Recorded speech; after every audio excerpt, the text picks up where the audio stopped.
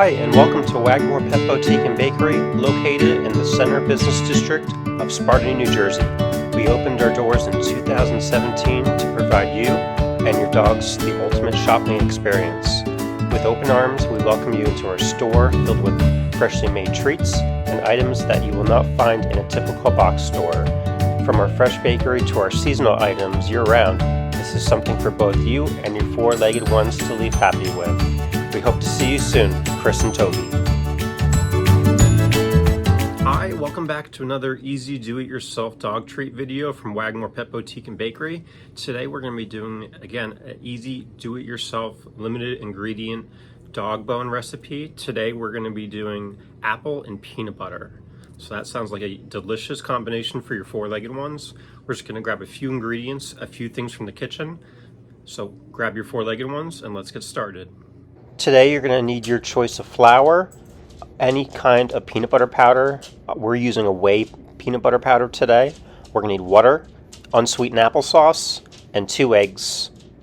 Also make sure that you have your cooking trays lined with parchment paper, your rolling pin, and your necessary measuring cups for today's video.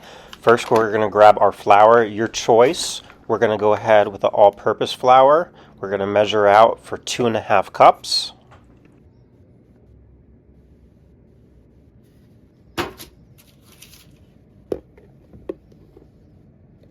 Next, we're going to grab a tablespoon and use our Whey peanut butter powder.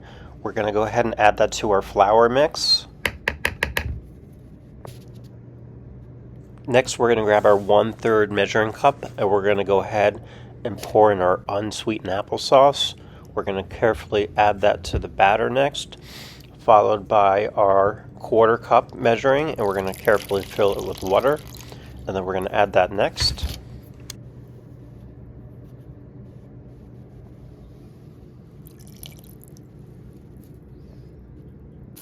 Our final ingredient, we're going to go ahead and grab our 2 eggs. We're going to carefully crack them open and insert those to the batter. Just make sure there's no broken eggshells in it. Now we're going to go ahead and get ready to mix everything in. It does take a while to mix it, so mix well for a few minutes. I would recommend by hand, and let's get started.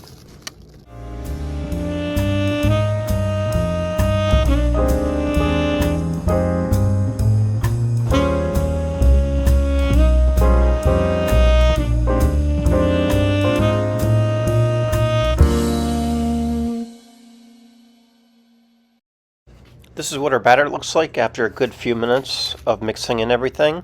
Your choice of style cookie cutter. Again, you can do just one batch to see how they come out, but we're doing several batches for the store. So let's get rolling.